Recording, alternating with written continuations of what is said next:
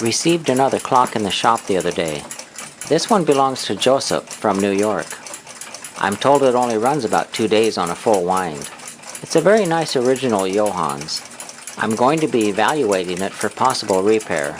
The case is made of ribbon grain mahogany, one of the best woods for fine furniture in its time. Real nice looking clock. It has a spring-loaded button lock on the side. Nice beveled glass.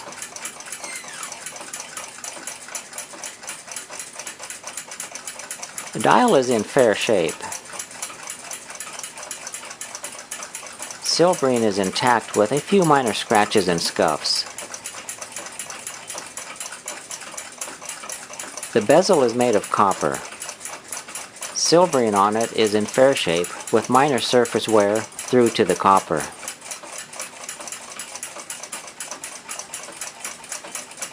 Let's take a look at the back.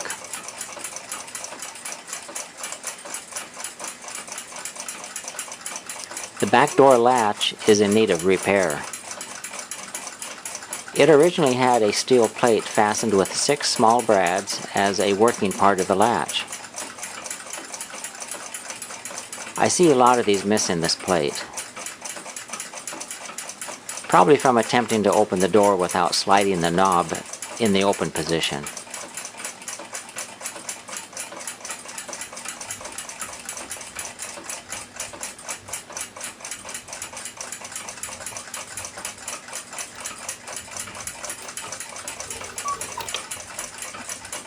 The back wood panel is loose.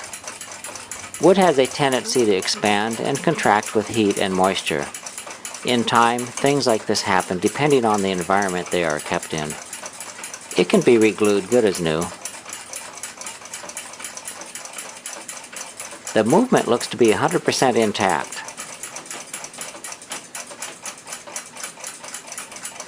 Some of these pivots have some dark dried oil in them. A nice original clock. I'll need to remove the hands to remove the movement. The hands on these are held in with tapered pins.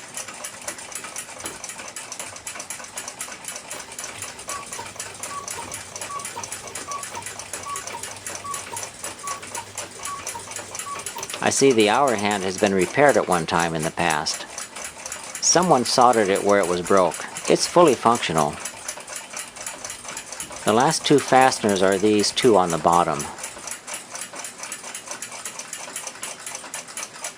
Pot metal, and it's imploding. Early pot metals were made from copper and lead.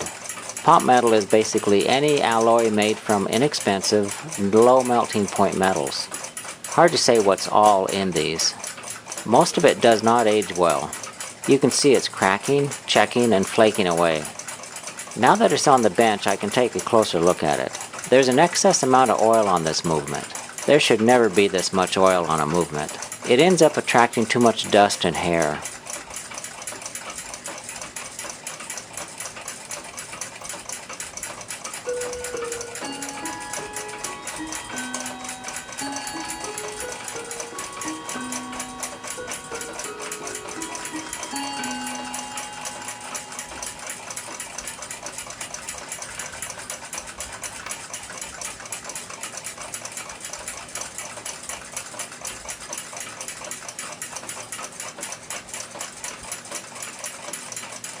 Let's take a look at the back side.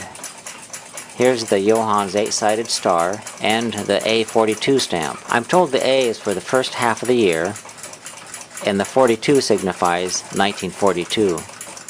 Some clock repair person scratched their name and date on the back. July of 1980. More excess oil, and 2 round corrosion spots under the Made in Germany stamp. This pivot is having all the oil sucked out of it from excess oil. The oil ends up running out and pulling oil from the pivot over time. You can see how the oil drop leads right up to the pivot. The oil from this pivot is dark and is in the process of turning to a grease.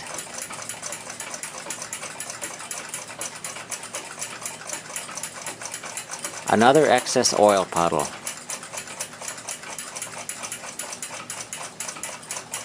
Someone has punched the side of this pivot hole in an attempt to close it. More dust and hair that has stuck to the excess oil.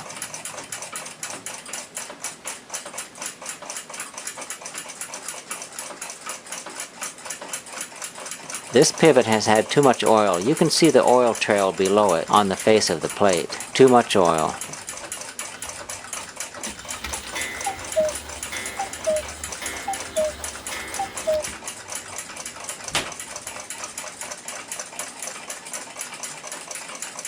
This movement was originally polished brass with a protective layer of lacquer on it. This clear plastic looking material is the remains of the lacquer. Most all of the lacquer has disbonded from the brass. There are some large chunks of old lacquer flaking off.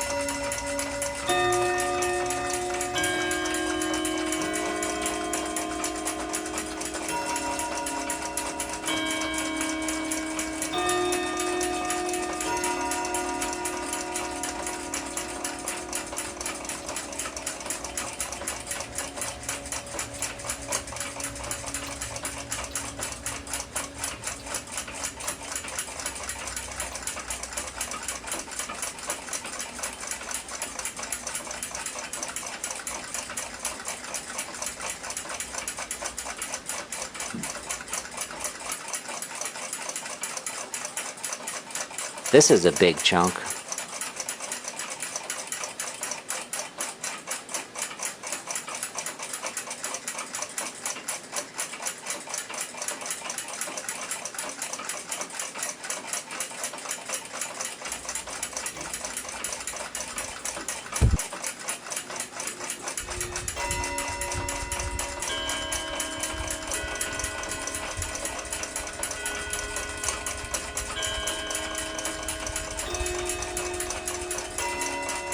Everything seems to be functional.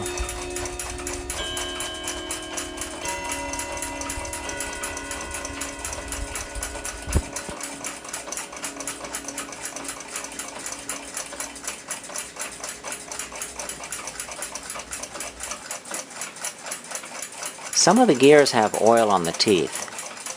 Gear teeth should never be oiled on a clock. They are open to the air and will collect dust. This paper soaks the oil in real fast. There's a few worn bushings and some signs of rust.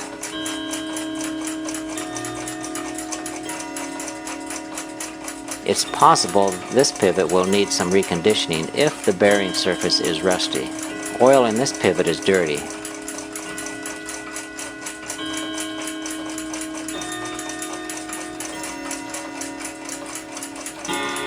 You can see the dirt particles on the oil against the paper.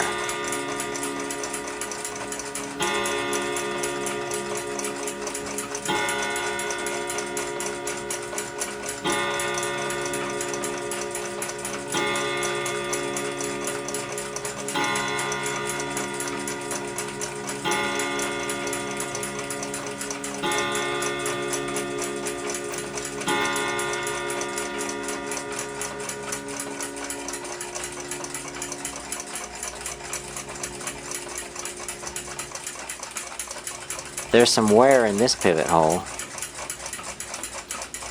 You can see the pivot moving back and forth. This type of oil condition can wear pivots real fast. Another worn pivot.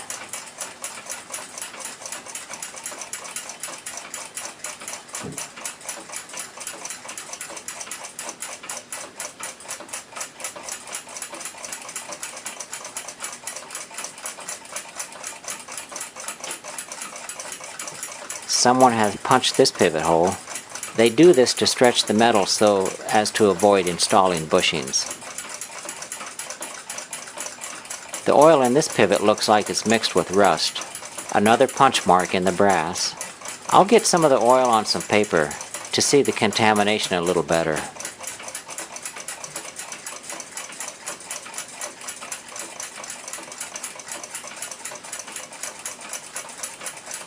Not good. There's a patch of green corrosion here. It's the copper in the brass corroding. Without the protection of the lacquer, this is what happens to exposed brass. Another bushing hole that's been punched. And the pivot is quite loose.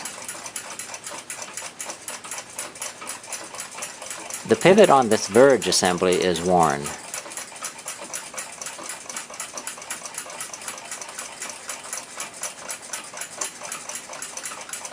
I'm going to observe it on the test stand for a while. At first I wasn't able to get it to run for much more than a couple hours. After making some adjustments, it's operating quite nicely so far. It's been running good on just one complete turn on the mainspring. I made 2 adjustments that increased its runtime at low mainspring power. First I made an adjustment on the pallet, and the pallet had dropped about 20 thousandths of an inch. This was causing the pallets to be 20 thousandths too close to the escape wheel teeth. The pallets can be adjusted on these Johann movements from the front plate and rear plate. I made the adjustment on the rear plate by loosening the 2 screws on the pallet pivot bridge, then moved the bridge up about 20 thousandths of an inch. This increases power output from each pallet. The pendulum is getting full power to it now. I also adjusted the crutch loop tolerance. When I received it, it was too tight on the pendulum suspension spring rod. In fact, there was no air gap at all in it. I opened the crutch loop up to give about 30 thousandths of an air gap.